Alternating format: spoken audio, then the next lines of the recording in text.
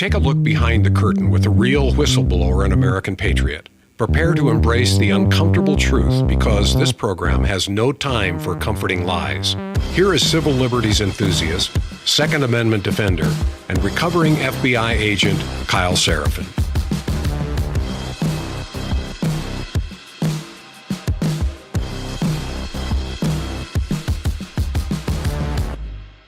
Well, hello, my friends. Welcome to the Kyle Seraphin Show. Today is Monday. It is March the 3rd. Welcome to the month of March. And a little bit new hold music for those of you who are listening over on rumble.com/Kyle Seraphin. Thanks for joining us over there. If you've done so, well, happy birthday to my little guy. Celebrated a kiddo birthday party over the weekend. It was a good reminder of some of the things, you know, that are really important, like hanging out with your neighbors, getting unplugged, and just detaching from all of the social media and the news cycle and all of that. And I had also kind of a secondary moment, in addition to the fact that I didn't miss any of you while I was sitting and just hanging out outside, watching the wind blow and watching little kids run around do their thing. I had another moment of revelation. Something happened on Friday for the goofy and weird president of Ukraine. He went to the White House and he did something that he's done many times over. He asked someone in a position of power with a sense of entitlement for something that he expected to receive. And he had the same result over and over and over again. I had that exact same moment where you do the same thing over and over again and you get complacent and you just forget that there might actually be something else at play. You stop paying attention to the fundamentals and something bad can happen to you. Except I didn't go ask world leaders for billions of dollars and manage to upset the only and most important ally in the world. What I did is I went to church on Sunday and I was in the cry room that we have. And our cry room is very poorly laid out. We have like 6 chairs that are facing these windows that go out to the main part of the sanctuary, and then there is a pew, like a regular church pew. It's not even anchored to the ground. It's really dangerous, actually, and it sits up against the wall. And on either side of that pew are these like they would be rails. They keep your butt from sliding out so you don't fall out. But they're about 6 inches tall. They go about halfway into the depth of the chair. They're rounded on the top, and they're made out of oak, and they're this solid, like sort of side, like the boundaries of the chair, of the pew, which is, if you don't know what a pew is, it's a bench seat at church. And so while I was doing kid stuff and making sure that my daughter wasn't freaking out and looking at my little guy and making sure the other 2 girls are properly paying attention and have the right reverent attitude, I dropped my butt down into the seat of the pew and I missed and I hit that oak thing that's on the far right-hand side, and I just nailed my gluteus muscle, like just punched it really, really hard. And it was killing me. And I almost like swore. I'm sitting there and I'm like, gosh, darn it. I cannot believe I just did that. And then later on we got up and we're doing the things, and you're up. If you're in Catholic Mass, you guys, you know, you're up, you're down, you're kneeling, you're praying, you're sitting, and so on and so on. And then I did the damn thing again. I did it twice. And that is exactly that sort of step on rake, hit yourself in the face, turn around, yell at somebody, turn back around, step back on the rake, hit yourself in the face. Zelenskyy did that this weekend, just as we were going into the weekend. Made the wrong move, just got destroyed. And so rather than start off the program the way we almost always do, which is that we go into an ad read and then we go right into the nuts and bolts, I want to just kind of give you the advice that he's getting right now. And it comes from an American sitcom, of all things, an American sitcom that is going to basically tell you the thing that the advisors to Zelenskyy are hoping. I don't think it'll work. But here is the meeting that happened directly after. This was a Friday afternoon meeting with Zelenskyy's key advisors in the vehicle as they left the White House. Maybe you can just go back. Go back? Yeah. Pretend like it never happened. You mean just walk into the staff meeting on Monday morning like it never happened? Sure. You're an emotional person. People don't take you seriously. Just go back. Pretend the whole thing never happened. Never happened. I was blowing off a little steam. So what? So what? You're entitled. I'm emotional. That's right. You're emotional. Never happened. Never happened. It never happened. It happened, though. And so we're going to cover that today. And we're not going to forget about the Epstein binders. We're not going to forget about the fact that the Oscars happened and I didn't know a single movie that was up for an Oscar. I actually have no idea what's going on in that pop culture. But I do have a couple little clips that I think are indicative of the difference in this country between the left and the right and maybe the people that are paying attention and why the left is losing traction, even though they continue to do the same thing they've been doing that's been winning recently. It's no longer winning. All right, before we get deeper into that, and we're speaking about values, and we're thinking about the things that matter in this country, we're going to talk about my friends over at Patriot Mobile. Folks, the website is patriotmobile.com/KSS, Kilo Sierra Sierra, KSS. It's the only different promo code for a month off free. We won the election. Yes, we're trying to distort this country. You're actually seeing Donald Trump putting up a fight in the White House for the first time against the grifter that came in from another country. It is time to take a stand. You can stand with Patriot Mobile. They are leading the charge as America's only Christian conservative wireless provider. They offer a way to vote with your wallet. You've already done your real voting. Now it's time to vote with your wallet, choosing companies that agree with you. They don't compromise on quality or convenience, but they are providing exceptional cell phone service that also, with every single call or text, defends things like the First Amendment, the Second Amendment, the sanctity of life. We'll bring that up a little bit later. Veterans, first responders, things that actually align with your values so you're not supporting leftists with your dollars. You don't have to compromise. They are on all three major wireless networks. If you have cell phone service in the United States, you can get it with Patriot Mobile. They do have a coverage guarantee, and they've also got US-based customer support. It's patriotmobile.com. KSS, patriotmobile.com/KSS. That's the promo code. Or you can call 972-PATRIOT, 972-PATRIOT. You'll get a free month of service with our promo code. Make sure you let them know that we sent you. patriotmobile.com/KSS. All right, let's dive into this stuff and get crazy today.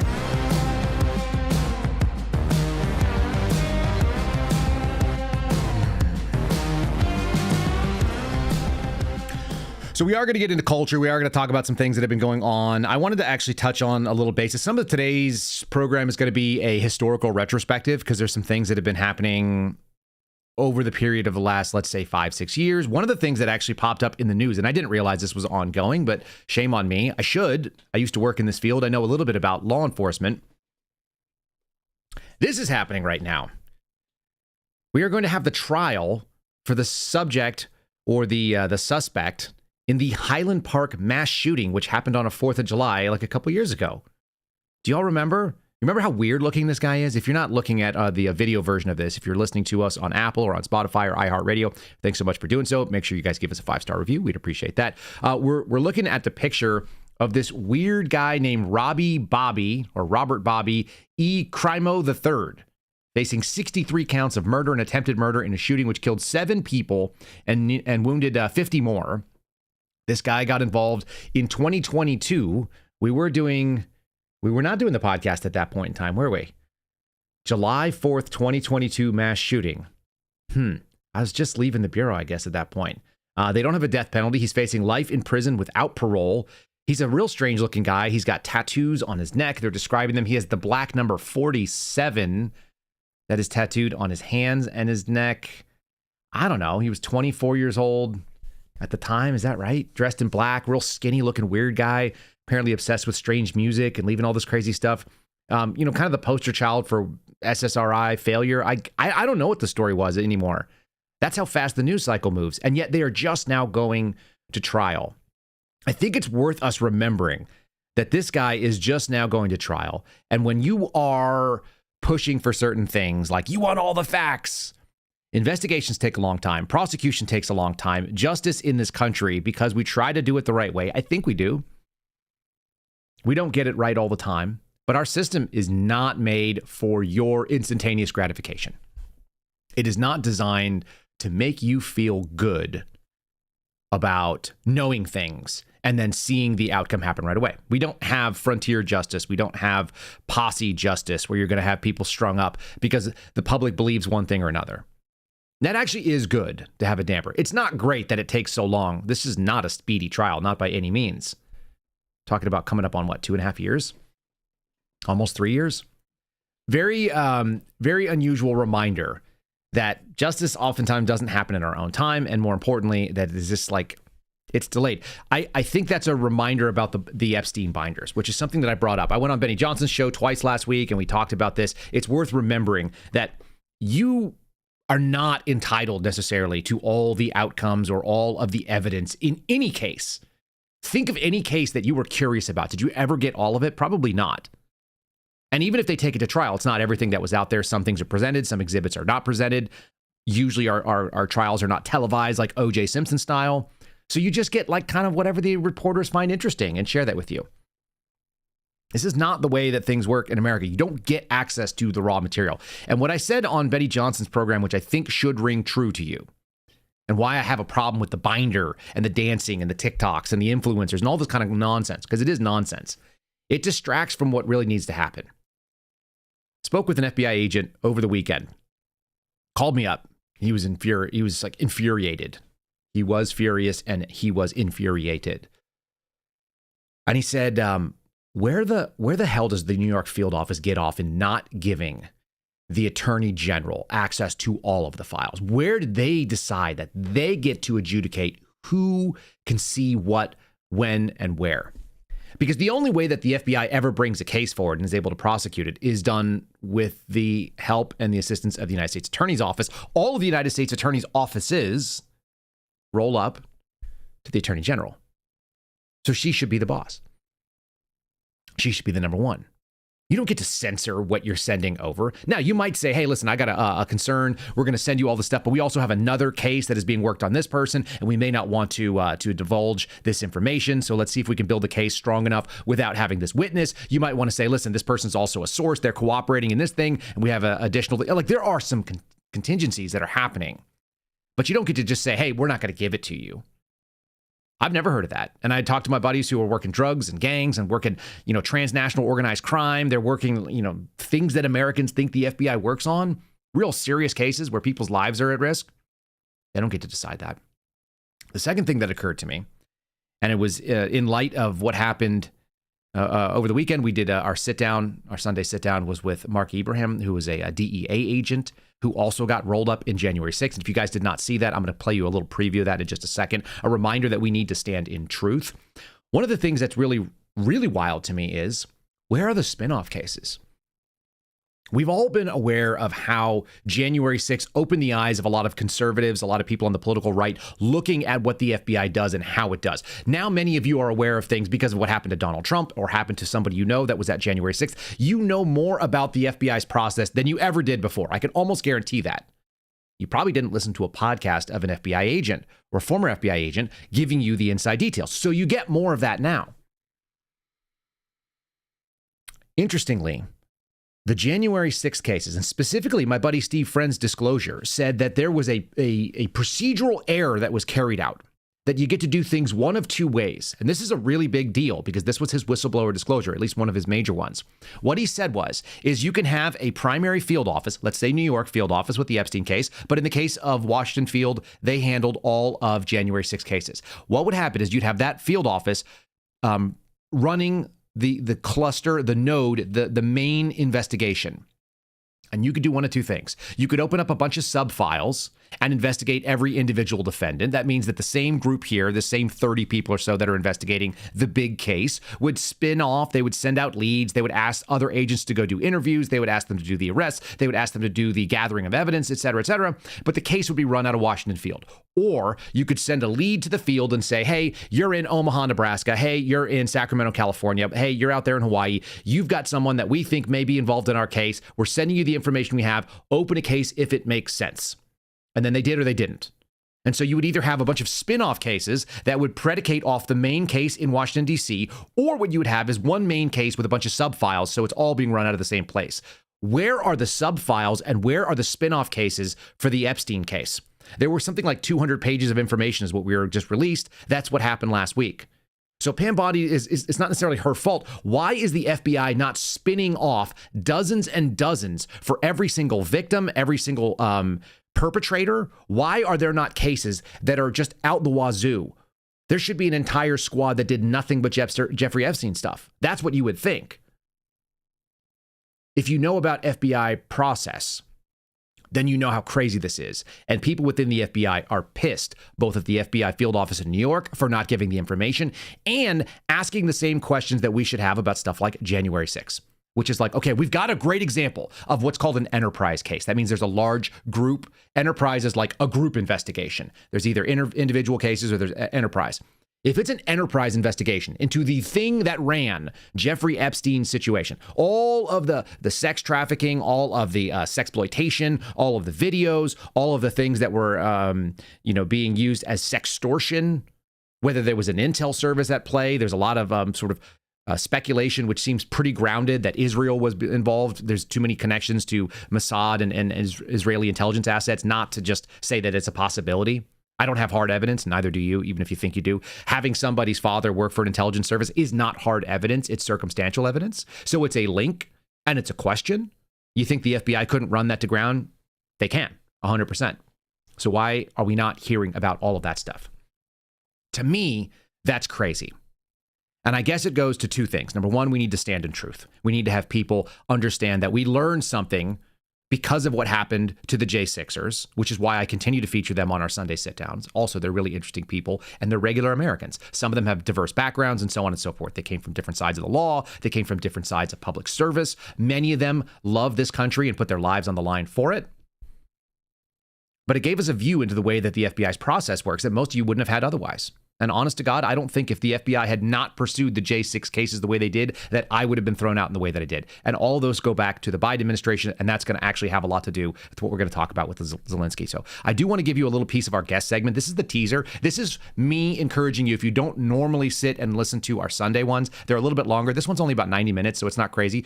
Download it on Spotify, download it on iTunes or on Apple, and take it with you whenever you have a long drive or you're stuck in your commute. Listen to what Mark has to say. This is just a taste of it. And the idea that we would stand in truth is going to be important. I'm going to contrast that with a senior executive from the FBI right after that. We needed more people to speak up. And until we have more heroes than cowards in this nation, we are quickly going to find ourselves back there. I mean, I keep saying this, we're in a high-speed wobble right now. Like, what happens if Governor Newsom gets elected in 4 years? What is he going to weaponize the DOJ like? What's that going to look like? You'll probably be arrested. You're going to have HRT kicking in your door, and they probably won't they'll be like, they probably won't care to put handcuffs on you, right? So that's what I'm saying. I need Americans and patriots need to stand up. Christians need to stand up. And we need to stand in truth. So the argument that Mark made is that you need to stand up in truth, and it's one of the reasons why this podcast exists. I actually have been sort of acutely aware of that in the last couple of days, that the reason that we exist is because we are going to elevate voices, including my own, so that we don't have people like HRT kicking in the door and shooting me in front of my family. And that's a real serious thing to do for a living. And a lot of you are in that moment where, as you think about it, the circumstances have been so dire over the last 4 years. And we're getting that reprieve right now.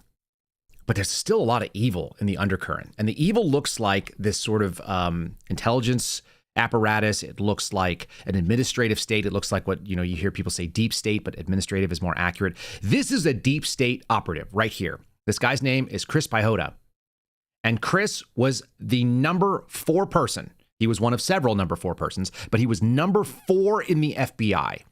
Imagine you work for an organization with 38,000 people, and you are the 4th most powerful person in it. You have an entire branch, which means you have multiple divisions underneath you. And all of those divisions have different sections, and all those sections have different units, and all of those different units have different squads, and then those have different individual employees. He is at the highest level of the FBI that most people will ever imagine being at. The only people above him are the associate deputy director, the deputy director, and the director. There are 3 people above him. And he said he did not earn the right to be able to help steer the organization as one of the number 4 people in the org chart. This is what we are fighting against. This is why we don't have nice things right now, okay? And this guy, by the way, wants to go out there and have his voice contributed, and he wants to solve the problems of the FBI today. He was out actively trying to get this information to Kash Patel. He's trying to get people like Pam Bondi to listen to them. This is the entrenched bureaucratic status quo. We're going to come to that at the end of the show as well, so just be aware. But this is the status quo attitude. If I just had more power, then I could have solved the problem. It's an unfalsifiable premise, and it is used almost exclusively by leftists. If you just gave me the most power, I would solve your problem. If you would cede your individual liberty, I can make sure that you would be safe. If you would cede your individual financial responsibility, I can make sure that you retire comfortably. That turns out to be something called Social Security. How many of you would give up the idea of paying Social Security? You would forfeit every dollar that you've paid into it just to not have to pay it again. If you're under the age of 50, the odds are pretty high, because I'll take all my own Social Security money and invest it myself. I don't want the government doing anything. Chris represents exactly what we're talking about, a belief in systems that have already shown they failed. And they're behind the 8 ball. They don't realize that the American people are onto them. And that's what we're going to get to with the Zelenskyy bit. Impact, a lot of great work. But then I got to a point where I was like, all right, the organization I think has kind of taken this turn. I can no longer align myself with where it's going. So it's time for me to go. Instead of staying and trying to continue to swim upstream, the organization started shifting in ways that I saw that I didn't believe were productive or sustainable, but I had not earned the authority or position to negate those changes. I mean, dude, you were top 6. Well, there are 3 above me. So those 3 above me were the ones that were drifting in a certain direction. How fast was the drift? Are we talking? It doesn't matter how fast the drift was. Tell me that you're a nutless, shill. Tell me that you never said no and never stood up and never got removed the way the suspendables did without telling me. And that's what he just did right there. Okay, speaking of institutions that don't recognize that they have lost that moment and they are no longer credible in the eyes of regular people, the Oscars happened. I remember watching the Oscars. Do you guys remember this? When you were younger, years ago, you might have actually even cared. This was one of the best headlines. I've actually got 2 videos that show just how far, we have an opportunity. There is a foot in the door. We got squeezed all the way out. We are now on the backswing where people are starting to say things that make kind of sense. This is Zoe Saldana. She apparently snubbed her transgender co-star, a guy named Carlos Sofia Gascon. She burst into tears. She won an Oscar and didn't thank the man who played a woman in the same thing she did on Netflix. So this is the Daily Mail doing some kind of funny piece on that, showing some ugly crying. I can't care. I looked and I didn't know a single one of the films that were up. The Complete Unknown. I'm aware of Wicked only because I know who Ariana Grande is, and I know that they exist. I know that it was a musical, but I don't know anything else. The Brutalist, The Conclave. I don't know. I've never heard of any of the movies. I went through the list of the winners and the losers, and I haven't seen a single one. I don't know who any of the people are that are winning anymore. So I guess I'm just out to lunch. I'm just not culturally there. But I used to know when I cared less. Does that make sense? I actually cared less about this when I was younger, and I knew more about it. I actually despised it when I was growing up, and yet I still knew. I know who Zoe is, but only because I've seen Guardians of the Galaxy, and she played a green lady, and she was a weird love. I always thought that was weird, that, Chris Pratt had a love interest in that green alien. That's a strange thing. Kind of Captain Kirk vibe there. In any case, didn't mention her co-star, who is a man named Carla, and that apparently is front page news for the Daily Mail. You have to acknowledge the transgender thing. You have to acknowledge the aggrieved minority hierarchy. And as a black female, then a dude who doesn't know what to do with his junk is actually higher up on the scale. That's just how it works. And so you get these really disconnected human beings going out in front of their Hollywood buddies and saying the things. And one of the things was, you were supposed to acknowledge a transgender person, apparently, but you didn't do it. And to me, that is actually an indication of where we're going. They're still out to lunch. And nothing is more out to lunch than a millionaire black actress who I've never heard of before. So I looked her up. She is 39 years old. She's a little younger than I am. I thought it was really funny. She was born in Tallahassee in 1985. Just giving you something. Early life. This is a piece from Wikipedia. She was a cheerleader and a softball player in high school. She studied business marketing at Florida State University. I don't remember Florida State being a great school. Maybe you guys can tell me it is, but I have this instinct that it was kind of not that great. She studied journalism, and then her acting career, when she left corporate America, this is actually something. She went on to work in corporate America between the ages of, 18 and 24. That's the funniest part for me, because she started her acting career in 2009 when she was 24 or 25, and then she started doing acting. Okay. She had this hot take that black people should move, quote unquote, back to Africa. We have now gone to the world where we are just having like the most lunatic people make the most obscure and absurd statements. I don't know if she's ever lived in Africa. I'm sure she can afford to. If you've been in major movies and if you've been nominated for an Oscar, then you get to be able to do stuff like this. But this is the most out of touch claim. If you were to go up to a strange and random black person that you just happened to see, you identified their skin color with your eyes and walked up and said, hey, have you thought about moving back to Africa where you'd be happier? They would be within their rights to straighten you out, verbally or maybe physically, because that's a crazy thing to say. And yet this is being stated while this woman is standing there in a very expensive gown. A dude is standing next to her. I don't know who he is, but he's a nice looking black man wearing a tuxedo. And they're talking about casually, like black people should be discussing this more frequently. This is how out of touch they are. And then I'm going to give you the contrast where a man actually does the thing that people used to do. Thank their wives, say, I want to have more children, that this place is so great and my life is so good that I want to have babies and share it with them, which is kind of like what has always happened. Maybe that's when I stopped paying attention to the Oscars, when they stopped having regular dads thanking their wives and their kids and their God, you know, the creator. Something that you wish was talked about more within our community. Understanding our roots, I think it's really important. I think we're not trapped here.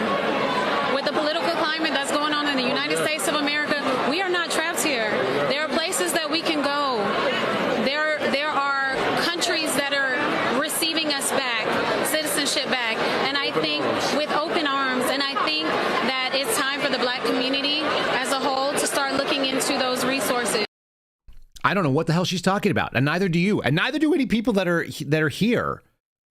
There are no black people that are like, yeah, I'm just hoping to get my citizenship back and fill in the blank place.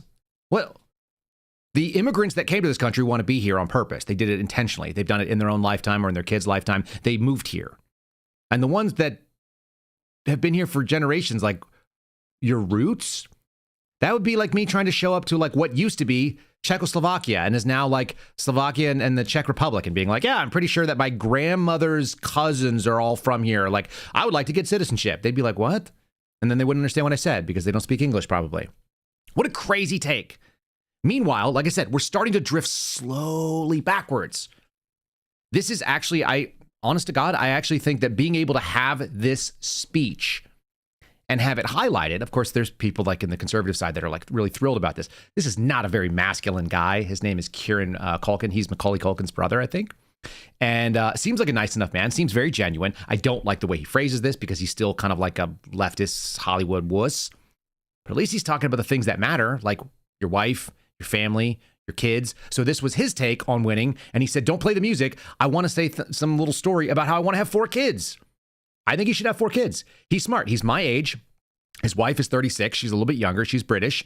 And he's got 2. They got married the same year that I did, 2013. And they're out there running around talking about having more babies. Like, this is the most normal thing in the world. The fact that this actually makes news and that this clip was circulating and people were like, we're back. God, how far have we come if this is newsworthy? This is, I have to thank my wife, Jess, for absolutely everything, for giving my favorite people in the world. This is, please don't play the music, because I want to tell a really quick story about Jess. About a year ago, I was on a stage like this, and I very stupidly publicly said that I want a 3rd kid from her, because she said if I won the award, she would give me the kid. It turns out she said that because she didn't think I was going to win. And people came up to her and were like, really annoying her. I think it got to her. But anyway, after the show, we're walking through a parking lot. She's holding Emmy. We're trying to find our car. Emily, you were there, so you're a witness. And she goes, oh, God, I did say that. I guess I owe you a 3rd kid. And I turned to her and I said, really, I want 4. And she turned to me. I swear to God this happened. It was just over a year ago. She said, I will give you 4 when you win an Oscar. I held my hand out. She shook it, and I have not brought it up once until just now. You remember that, honey? You do? Okay. Then I just have this to say to you, Jazz. Love of my life, ye of little faith. No pressure. I love you. I'm really sorry I did this again. And let's get cracking on those kids. What do you say? Yeah, I mean, like, I think you should. You should totally get cracking on kids because that's what the world needs. It needs parents who are stable and are still married and have been married the way that, he's been married over a decade. Like, yeah, go have 4 kids. What the hell, dude? That's not hard. I want more. That's pretty straightforward. Everybody will always ask you that, too. By the way, that's the weirdest thing in the world that people come up. They're like, are you thinking about having more? It's like, I don't know. Are you thinking about having more? Why are we talking about this? Is this any of your damn business? But in general, the answer should be yeah. If you can, why not? In any case, all right. So we're going to pivot back. We're going to do Ukraine stuff. I'm going to tell you why I think it actually all matters. This is both cultural. There's a cultural moment that is happening right now, and it's actually playing out in politics, and it played out in the White House in a way that, it was so delicious.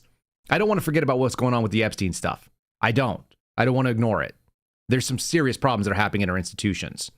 But we're in a political moment where that guy can go up and say a thing that is totally normal, and people are kind of starting to cheer. And you start thinking, yeah, okay, it's going to be a swing back. It's going to take time because there's still crazy people out there that are crying about transgender folks not getting, celebrated. And yet, it's coming. All right. Before we continue on, let's say thanks to my buddies over at Silent. You guys, I actually put mine. Here's my phone. You can see it right here. It's in the bag. This is in the Faraday bag. It's a dry bag. Between government and big tech and corporate America and criminals, your privacy is always under assault 24/7. That's obviously true.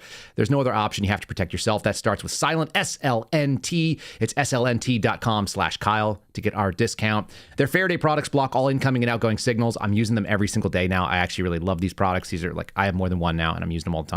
They've got backpacks, they've got phone sleeves, they got pants. If you are so inclined, if you are that kind of an operator, you need patented signal blocking technology that's going to stop wireless signals, giving you peace of mind, keeping your data out of the wrong hands. And all you got to do is just put your device inside and close it, and that's it. And these actually work. I've used the cheap Chinese versions. They do not work. They all leak. These do not. And we've been testing them for now going on like a month and a half. Go silent at slnt.com/Kyle. You'll save 15%. You'll get free shipping on all qualified orders. You can stay ahead of what is coming. You can secure your privacy today. Again, it's slnt.com/KYLE. 15% off, free shipping on the qualified orders. You'll see right there the E3 Faraday backpack. It has 2 individual sleeves that allow you to block signals. It also doesn't look like you're some kind of stealthy operator trying to do CIA work. You just look like a person wearing a backpack. You're also keeping your laptop away from like remote hacking. You're keeping yourself from pinging all the things and telling everybody where you're at all times. If you want something that works, these do it. Check them out. Again, slnt.com/Kyle. Worth your time. Yeah, here's the story. Look, it actually made headlines at Variety, which is refreshing. Kieran Culkin winning the Oscar, promises his wife more kids. Yeah. What a redeeming story from what is otherwise a sort of like a nasty, gross. We basically had cringe fest. Isn't that what they would call that? Like where you're grossed out by the way these people operate and the way that they handle business. You don't want to see it. Makes you kind of sick. Okay. Let's do the big story that happened just as we were going to the weekend. The fun thing about having the show on Monday mornings is that I have more material than I have time to deal with it. This is coming from Red State. This is actually a quite good article. I have 2 articles today from Red State, and it is not because I was just honing on their thing. I actually found one organically, and one of them, this one is from Nick Arma, and the other one is from Susie Moore, who was actually on our program 2 weeks ago, I want to say, maybe 3 weeks ago. Fox reporter says the backstory on the Trump-Zelenskyy meeting shows just how mad Donald Trump was. How mad was Donald Trump? Let's set it up. I want to give you guys the scene. If you don't know, first of all, this was like an almost hour-long meeting, okay? All of the clips and all of the little pieces that are being framed. And I will show you how it's being framed by SNL. They're acting like this was somehow like a setup, and they basically invited him in and then slapped him around and then hurt our very good friend. That's not what happened. This was an almost hour-long meeting. It was like 45 to 50 minutes long. And at the tail end of it, which was going okay the entire time, and I've watched a couple, commentaries, and I've seen most of it in fast forward, Donald Trump is sort of ameliorating this guy who's coming in and he's entitled and he's being petulant like a child. He believes that it's already guaranteed that they're going to do the thing. They had pre-negotiated out with Marco Rubio. Okay. This was not something like they set him up and slapped him down and then they're just being mean. They actually gave him every opportunity. But Donald Trump is coming in not as a Ukrainian apologist, but simply as someone who's representing the United States, which in fact is what he got elected to do. And maybe that's the moment that we're in right now. He was elected to do one thing. So here you have Zelenskyy setting up a fight. If you don't realize it, what this is, he says, "Can I ask you a question?" And he was disrespectful to the vice president, who kind of sat there, and JD doesn't take any bullshit from this guy. And Donald Trump, at some point, just gets sick of it. And at the end, it results in him getting thrown out. So I'm going to show you kind of like how it starts. I'm going to move forward with some of the questioning. But this is the tail end of like a 45-minute conversation. So you have to understand, Imagine that this all got set up, everything's going great, and this guy decides to push the envelope. Now, we're being told, and there's some news sources reporting it, that a number of Democrats were actually advising him before he went in to draw a hard line. And I guess it backfired. Like I said, he's in the FA, he's in the FO part of the curve right now. He is finding out that you cannot push this man coming from hard left tactics. Okay, so Zelensky's going to lead off with, can I ask you a question to Vance? Can I ask you? Sure. Yeah? Yeah. Okay. So he occupied our parts, big parts of Ukraine, part of East and Crimea. So he occupied it on 2014.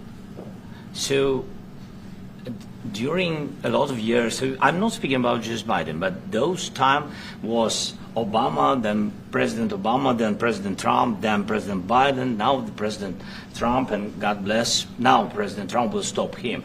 But during 2014, nobody stopped him. He just occupied and took. He killed people. You know what the contact 2015. 2014. 2014 is well, 2014. Yeah. So I was not here. Yeah, but, that's exactly right. Yes, but during 2014 till 2022, the situation the same. He's going on and trying to tell people like what they already know. He's acting as though the men that are in that room don't actually understand what the situation is. And so he's trying to set himself up to be able to make everybody look silly. Like, look, I know more about this. Look, nobody cares what you know, it turns out. What you're there for is a very specific purpose. You are looking for a more powerful nation to come in and to advocate on your behalf. And they are not going to be able to take one side. They can't do it. You cannot have Donald Trump come in, and he says it later on, which I will play you. You can't go in and insult the other team and then say, hey, do you want to make a deal? And Donald Trump makes that exact point. So you've got Zelenskyy making the, can I ask you this question? And what he really wants to do is, can I lecture you for a little bit? JD turns around and says, look, with due respect, here's what's going on here. You have real problems, and we'd like to shut it down. So here he is making that argument. These are, like I said, this is about 20 or 15 or 18 minutes after a 45-minute meeting. This is not a short little interaction. We're not going to be able to play all the clips of it, but let you understand, this was not a setup, which I will show you in a sec as well. The setup that is being sort of like paraded out to people on the left. I'm talking about the kind of diplomacy that's going to end the destruction of your country. Yes, but if you are Mr. not President, strong... Mr. President, with respect, I think it's disrespectful for you to come into the Oval Office and try to litigate this in front of the American media. Right now, you guys are going around and forcing conscripts to the front lines because you have manpower problems. You should be thanking the President for trying to bring an end to this conflict. Have you ever been to Ukraine that you say what problems we have? I have been to. Come once. I've actually watched and seen the stories, and I know what happens is you bring them on a propaganda tour, Mr. President.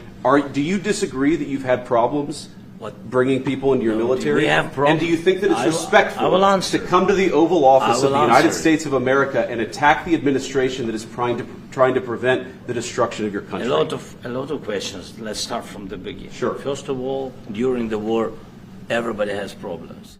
Sure. Everybody has problems during the war. We can agree on that. Did you see that he went off camera for a second and apparently said the word, and I think it's shuka. There's like S-U-K-A when it's spelled out in English, Ukrainian and or Russian for bitch. He was swearing under his breath because he's irritated that J.D. Vance had the audacity to speak up. We're talking about the number 2 in the United States, one heartbeat away from the president. And you're asking for money and support and assistance and maybe a ceasefire so your people don't die by the thousands daily. How about a little bit of respect, which he obviously doesn't have, and so he doesn't have the disposition, and maybe he's worn down, and maybe he's jet lagged. He also showed up wearing his flippin' pajamas to go talk to the President of the United States. CBS ran this story as their front headline today. It was the top story on the CBS website for CBS News. Putin couldn't be happier over Trump-Zelenskyy meeting, says former National Security Advisor. This is H.R. McMaster is talking about it. And so that's what they ran. They ran that Putin, this goes into the leftist narrative that Donald Trump is just playing on behalf of Putin. I saw memes with Putin walking Donald Trump, who's groveling on the ground with a leash around his neck. How about if you want to try to get peace? And why wouldn't you be excited about ending a conflict or having a ceasefire if 2,000 plus of your citizens were being killed or wounded every single day? I sent this over to George Hill. I'll give credit where it's due. And I was like, can you believe this crap? And he was like, what person who is a responsible leader of a nation would not be thrilled to find out that their men are not going to be dying at the rate that they're dying at right now. And Trump answered this, by the way, in the meeting. He said it very simply, in a very Trumpian way, but he's not wrong. Check this. You want me to say really terrible things about Putin and then say, hi, Vladimir, how are we doing on the deal? That doesn't work that way. I'm not aligned with Putin. I'm not aligned with anybody. I'm aligned with the United States of America. And for the good of the world, I'm aligned with the world. And I want to get this thing over with. You see the hatred he's got for Putin. It's very tough for me to make a deal with that kind of hate. He's got tremendous hatred. And I understand that, but I can tell you the other side isn't exactly in love with, him either. So it's not a question of alignment. I'm aligned with the world. I want to get the thing set. I'm aligned with Europe. I want to see if we can get this thing done. You want me to be tough? I could be tougher than any human being you've ever seen. I'd be so tough. But you're never going to get a deal that way. So that's not even remotely contentious to say. I can be as tough as I want, but one, we don't have any skin in the game there when it comes to it. Like, it's not our nation. And how are you going to get two sides to come together when clearly one of them has a weight imbalance? You are talking about a much bigger, much more capable, much more wealthy, much more militaristic power. And then you have Ukraine. And they're basically propped up by NATO and the United States. I said the same thing twice, didn't I? They're propped up by us. So we're going to negotiate it out. And he's going to do it on footing by not demonizing the other side. It's absurd. Of course he's thrilled. What should be happening is that Ukraine should also be thrilled about it as well. What you heard there was an America First attitude being expressed in a way that is very offensive to people on the political left. They don't get it. They don't understand. How could you do that? We've been told that Ukraine is great. That's our palate cleanser for today. This online virtue signaling nonsense with no skin in the game. But America First, America Only attitudes, that's what we wanted. That's what regular Americans want. They don't want to go back to Africa. They want to see their country look into the things that are going on in their own country. And that might mean divesting from a very expensive foreign war that we're bankrolling that doesn't seem like we're all benefiting from. Seems like some really rich people that are pretty corrupt are benefiting from it. That's what I've seen. So I'm going to break away real quick and say thanks to my buddies at Patriot Cooler. You want to talk about people that do things in America, that care about Americans. They give a percentage of their proceeds back to American veterans who have mobility issues. It is a good cause and a good product. You get double win-win. Plus, they're the longest serving sponsor of our program. It's patriotcoolers.com, promo code KYLE. You save 10%. Yeah, you could get the same discount as a veteran if you want to push in your military ID and put in your info on the Verify Me. Or you can just benefit us. It's real easy. It's 4 letters. It saves you 10%. You get $50 or more in your order. You're going to get free shipping. They make outstanding products, so that's the best part. And again, like I said, they're benefiting us, and they're also benefiting our friends who have mobility issues, like veterans who serve this country and might need a hand up trying to get their house retrofitted. And I've seen the checks they cut. They cut 6-figure checks to try to help people out every year. Percentage of these profits go back and do that kind of thing. It's patriotcoolers.com. It's patriotic. It's America-focused. Again, patriotcoolers.com, promo code KYLE. And if you want one of our custom little collection, you can find them in the show description. We always keep our sponsors' links. If you hear something you like or you hear something that's interesting to you, scroll down a little bit into the show notes and check it. You'll find it right there. Okay, after all of that, after all of this kind of posturing and nonsense, that was the FA. And here's the find out part of it. You got to go home. This is what I was told. The president has kicked Zelenskyy out of the White House. His delegation right now is telling him that he's got to go home. The president felt disrespected. Officials in the room felt that beyond the language barrier that we've heard some discussion about, Zelensky's body language, shrugging and eye rolling, was ungrateful, disrespectful. And the president feels that Zelenskyy is not ready for peace, and he can come back when he's ready to talk about peace. But he's not in that position right now, and Zelenskyy is being told he's got to go. The lunch that they were supposed to have is sitting right outside the hallway, and the press staffers are going to be eating that lunch. And then you watch a little further on in the footage, and he gets kicked out. He actually walks out there and he gets into his motorcade and he drives the heck out wearing his pajamas. There was a great question, and I think it was from RBSN or something like that. It was from Right Side Broadcast Network. But one of these reporters goes, "Hey, why do you own a suit? Like, everyone here is in a suit. You came to the White House in the United States of America. You're not in a war zone. Why are you wearing that? And he's like, oh, maybe when war over, I wear costume. I not wear costume like you. Maybe I wear something like you. Maybe nicer. Maybe I can afford nicer. Maybe I cannot. Maybe I just wear suit and tie. But right now we're in war. Dude, I've seen you wear a suit. I saw you when you went to France to go suck up to Macron and some of the NATO allies. We've seen you wear a suit in the last couple years. Do you remember when this war kicked off? And we were told, this is like early on Biden era, this is beginning of 2022. We were told that basically that there were like Russian hit teams that were running around trying to hunt this guy down and kill him. And we're like, man, can you believe that? And he was wearing like the commando sweater. He went for like olive green. Now he's wearing black. Like he's got wardrobers that are setting him up in like Russian gangster tracksuits. It's the weirdest thing you've ever seen. There's nothing more Slavic than that, I guess. I just wanted to go back in time a little bit. I got this clip from Barack Obama talking about whether or not Russia was really the threat that the political left continues to tell us it is. And the thing is they just must get talking points and they just immediately are unburdened by what has been, right? Isn't that the funniest thing about Kamala Harris, who apparently watched the Oscars and ate Doritos? Her entire prep for her Oscars night was that she poured Doritos into a bag. She looks better. Kamala Harris actually looks better not being in the Naval Observatory, not running for president. She's probably living her best life right now. So God bless her. I hope she's doing great. I hope that she's taking it easy on the local, box wine stores, whatever. But this is a complete unburdening. Here's Barack Obama talking about whether or not it was a big deal. This is when he's running against Mitt Romney. And the question is Russia a really big problem? And he's like, no. Mr. President, thank you. In China, in Syria, in Egypt, and now in Russia, we've seen you make strong statements, issue warnings that have been ignored. Are you concerned that America's influence in the world, your influence in the world, is on the decline? And in the light of recent developments, do you think Mitt Romney had a point when he said that Russia is America's biggest geopolitical foe? If not Russia, who? With respect to the situation in Ukraine, we have not gone to war with Russia. I think there's a significant precedent to that in the past. That does not mean that Russia's not isolated. In fact, Russia's far more isolated in this instance than it was 5 years ago with respect to Georgia, and more isolated than it was certainly during most of the 20th century when it was part of the Soviet Union. The point is that there are always going to be bad things that happen around the world. With respect to Mr. Romney's assertion that Russia is our number one geopolitical foe, the truth of the matter is that America's got a whole lot of challenges. Russia is a regional power that is threatening some of its immediate neighbors, not out of strength, but out of weakness. Hey, he's not wrong, by the way. The old line used to be that Russia is essentially a gas station with a military. So people used to be pretty sensible about that, right up until they realized there was a bunch of money to be made. Clip on that in a second. RFK Jr. talking about it.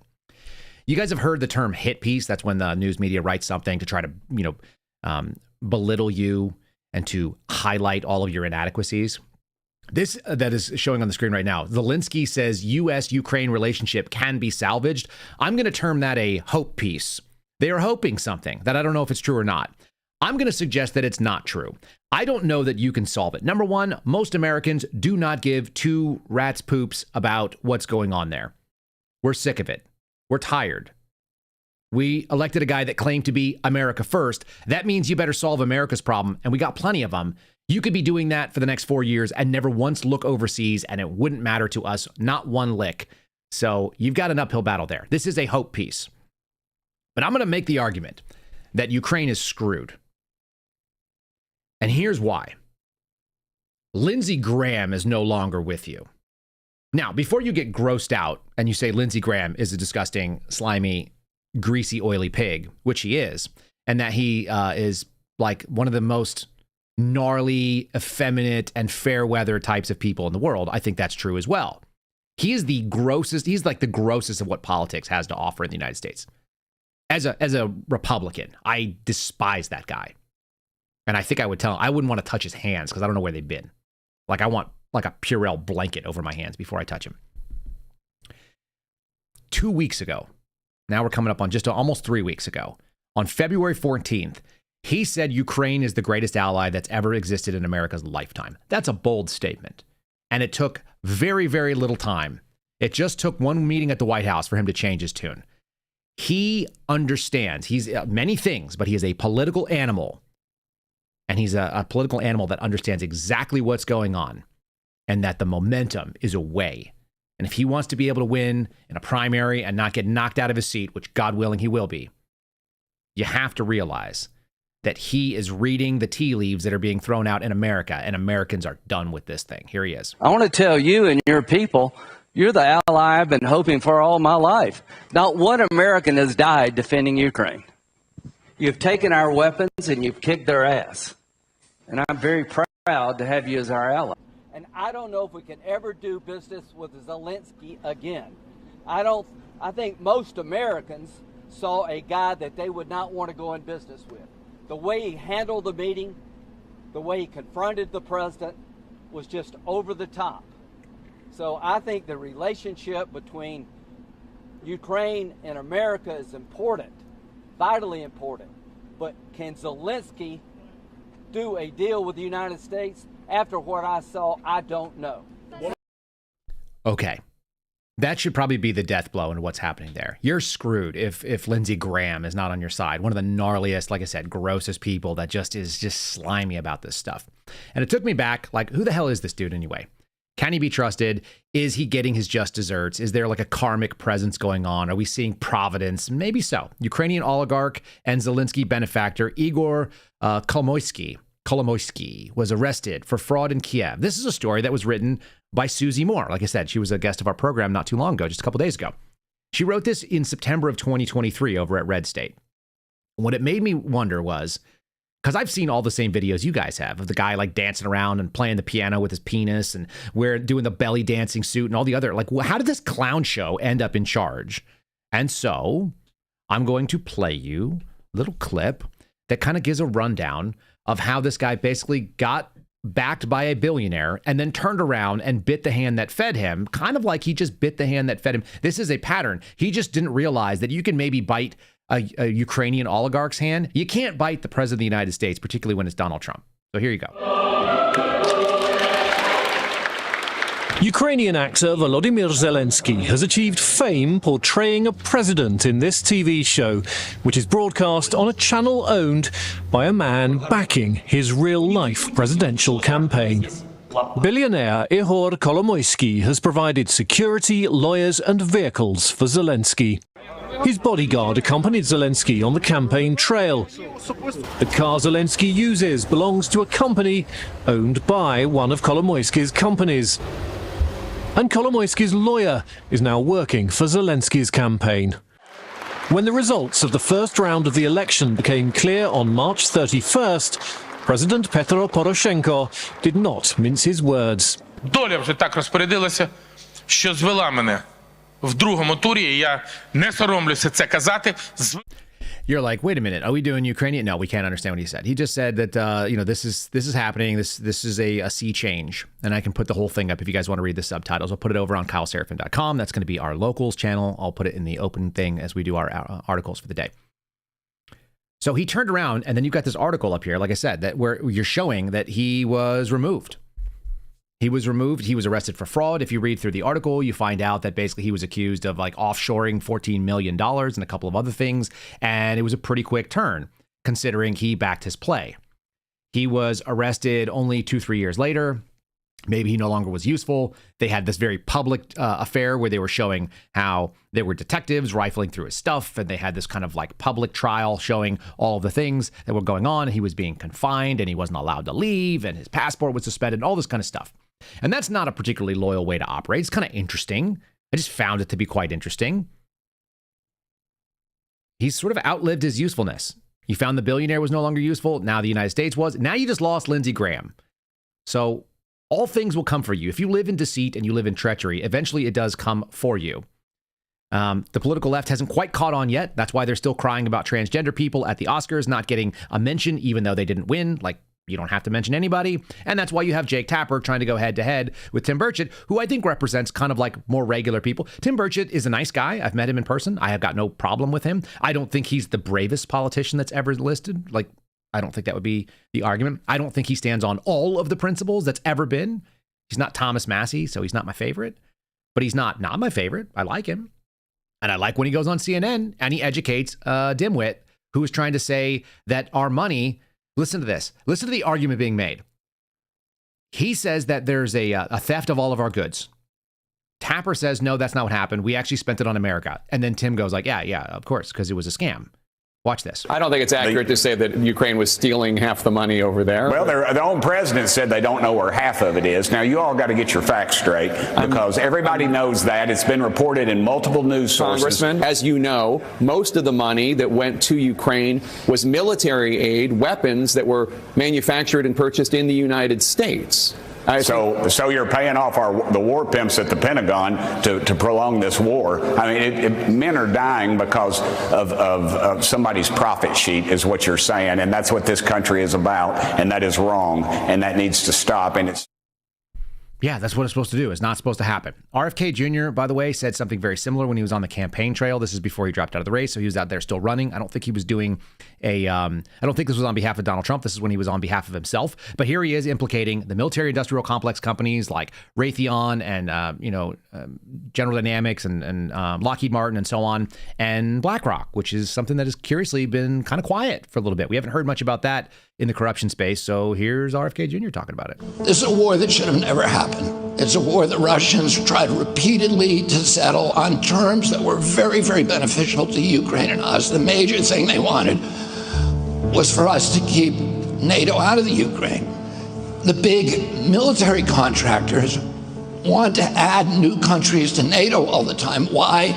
Because then that country has to conform its military purchases to NATO weapon specifications, which means certain companies, Northrop Grumman, Raytheon, General Dynamics, Boeing, and Lockheed, get a trapped market. In March of 2022, we committed $113 billion. Just to give you an example, we could have built a home for almost every homeless person in this country. We then committed another $24 billion since then, 2 months ago, and now President Biden's asking for another $60 billion. But the big expenses are going to come after the war, when we have to rebuild all the things that we destroyed. Mitch McConnell was asked, can we really afford to spend $113 billion to Ukraine? He said, don't worry. It's not really going to Ukraine. It's going to American defense manufacturers. So he just admitted it's a money laundering scheme. And who do you think owns every one of those companies? BlackRock. So Tim Scott, during the Republican debate, said, don't worry, it's not a gift to Ukraine, it's a loan. So raise your hand if you think that loan's ever getting paid back. Yeah, of course it's not. So why do they call it a loan? Because if they call it a loan, they can impose loan conditions. And what are the loan conditions that we impose on? Number one, an extreme austerity program, so that if you're poor in Ukraine, you're going to be poor forever. Number two, most important, Ukraine has to put all of its government-owned assets up for sale to multinational corporations. I'm going to tune this thing down. He goes on to talk about how basically they've obligated the agricultural land, which is one of the strongest and most valuable parts of Ukraine. That's been there for 1,000 years. The European breadbasket is what it used to be called. And so they've obligated like 30% of it to U.S. interest. The other piece that they're looking at is rare earth minerals right now, which Zelensky's come back and said that he's willing to get involved in. So all that is very interesting to me. But you hear RFK Jr., this is like 8 months ago, making the same argument that Tim Burchett was just saying. And the rebuttal, the craziest rebuttal, was that Jake Tapper was trying to excuse it using Mitch McConnell's words. It's not uniquely political leftists that are the problem. It is the squishy center of the Republican Party. You guys call them rhinos. I call them real Republicans doing this ugly thing where they'll sell out Americans. And don't forget, we got here because of some of the other crazy stuff that was going on. How about that 60 Minutes piece where we found out what our money was actually doing? It was like paying for pensions and knitting and a bunch of other crap. This is what Donald Trump is actually pushing against, and we've all seen it. And he saw it the same way that you did. That's the funniest thing. He consumes media a lot like we do, I think. Unlike some of the political elites who didn't actually see all this stuff. He's watching stuff that are on the conservative side. They're going like, what the hell are we doing? Why are we writing these checks? So here's a 60 Minutes, a little reminder for you what was at stake. Russia's invasion shrank Ukraine's economy by about a third. We were surprised to Looks find really that nice there, to doesn't keep it? it afloat, the US government is subsidizing small businesses, like Tatiana Abramova's knitwear company. These are Ukrainian towns. That's Kiev, I recognize. Yeah. Especially in the condition of war, we have to work. We have to pay taxes. We have to pay wage, salary to our employees. We have to work. Don't stop. Why does that help Ukraine Wait for win it, because the we're war? about to hear about USAID. Because economy is the foundation of everything. American officials from USAID, the agency in charge of international development, helped Abramova find new customers overseas. Got it. So our foreign aid was going to make sure that her knitwear from a place in Kiev can make it out to the rest of the world. Meanwhile, you see people walking in fashionable dresses and ladies wearing sunwear and things like this, and they're having a nice time. Like, we're told that this is like a diabolical war machine that is, eating up men left and right. And at the same time, they're living pretty much like not on a war footing, like their existence is dependent on it. Why would that be? Maybe because the big brother of the United States is standing behind them. They think they can't fail. I'm 100% in favor of watching Donald Trump pull some of that and saying, look, dude, shut this thing down. Like, the American people are not going to bankroll the death of all your friends and all the people that are in Russia. And also, we're not going to just like bankrupt ourselves, even if it's paying to our own war pimps. I like that term, which we're going to steal from Tim Burchett. Okay. Doesn't stop the people on the left from crying about it. Here's Amy Klobuchar, who sounds suspiciously like Merrick Garland. I wonder if they are related or if that's just what old ladies sound like. Here they are talking about how this must have been a setup. You said you met with President Zelenskyy before he went down to the White House. He wasn't expecting this to happen. Do you think it was a setup? You know what? Either it was an ambush setup or they just got so hot-headed, the president and the vice president, that what happened happened. You know, it's the chaos of this presidency. It's chaos is up, corruption is up, costs are up. Just ask anyone in the egg aisle. I don't think the people of America bought into this. 3% of them side with Russia in this conflict and nearly 60% with Ukraine. So my hope, listening to the Secretary of State today, the British ambassador, there is still an opening here, and that is what I care about. And so many Americans, or the soldiers that I just saw last weekend from Ukraine who were getting medical help with hook arms, trying to stand up for the Ukrainian. Okay, so we just did hook arms, we did the egg aisle is too expensive, and we'd heard about corruption from Amy Klobuchar. That's pretty freaking rich.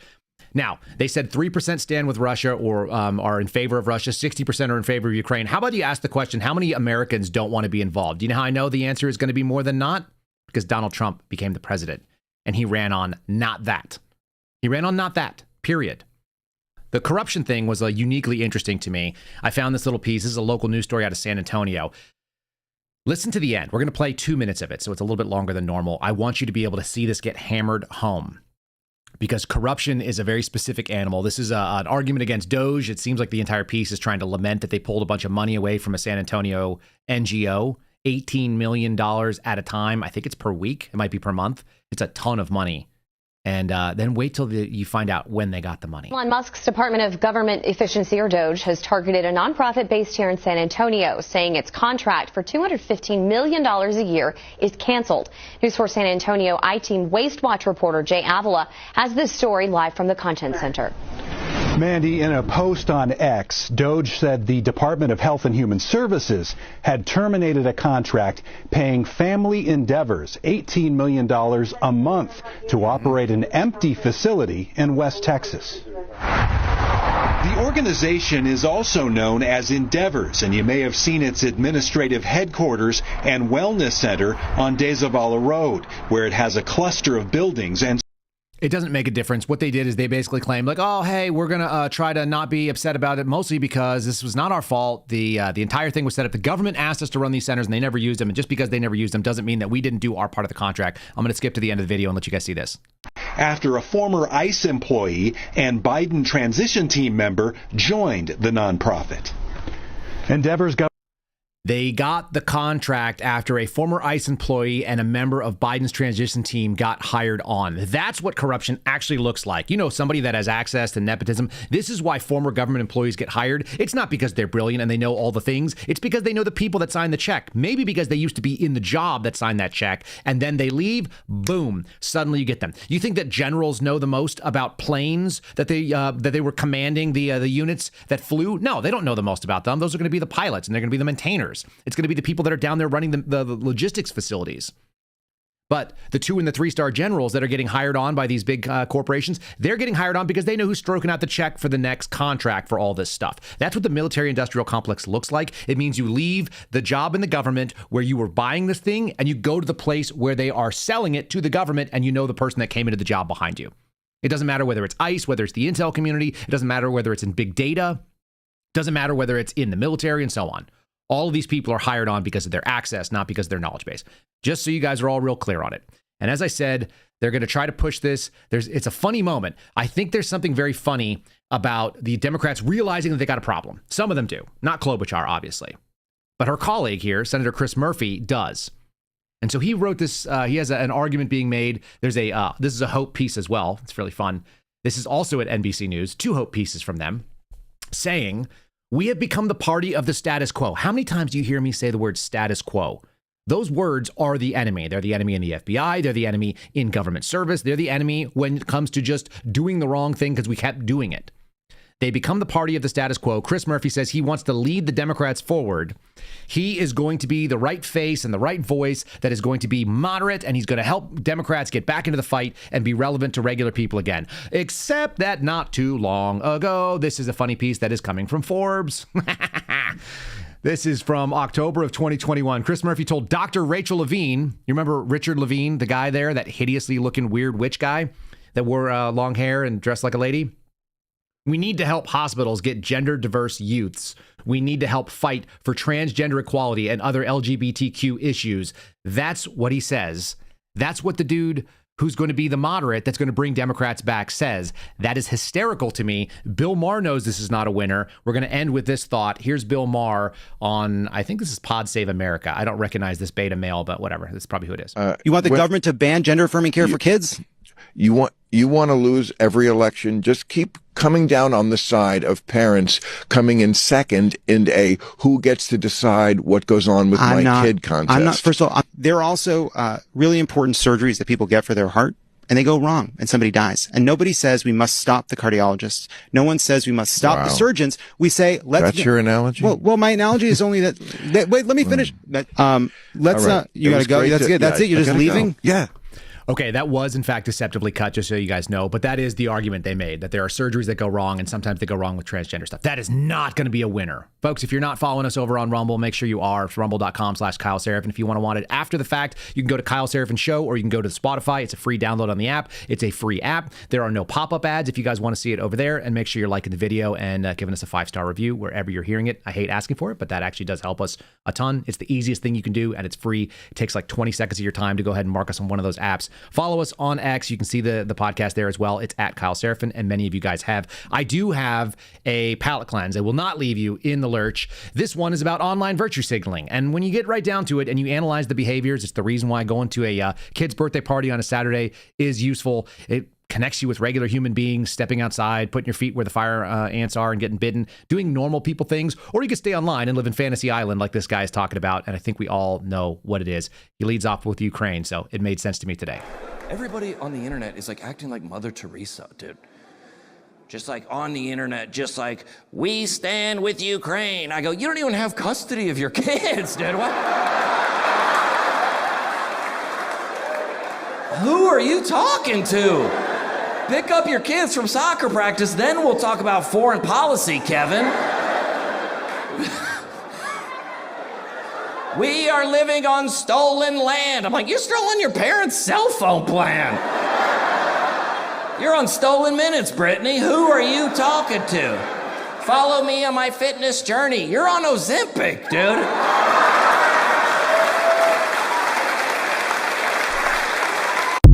Is he wrong? Probably not. No. Look, simple stuff. Internet is not reality. We may be able to move some policy. That's why I'm always there. That's why I'm working where we're doing it. But it's not reality, and you guys know better. So thanks so much for joining us for the program today. I hope you guys have a great start to the week. It is March, so we got new hold music. We got new everything coming in. We're not going to give anybody any slack. It doesn't matter if you're on the left or the right. If you guys want a fair and a relatively balanced take from a conservative person who acknowledges the bias that I have right up front, I'm still not going to let people slide that are scummy, which is why we're going to always go after people like Lindsey. Anyhow, thanks for being part of the program. You guys are the reason we get to do it. So share the show, tell a friend, tell 3 friends, triple the audience overnight. Have a great one. I really appreciate you guys. God bless you. See you tomorrow. Thanks for listening to The Kyle Seraphin Show, streamed live weekdays on rumble.com/Kyle Seraphin. Follow Kyle on Twitter, Truth Social, and Instagram at Kyle Seraphin.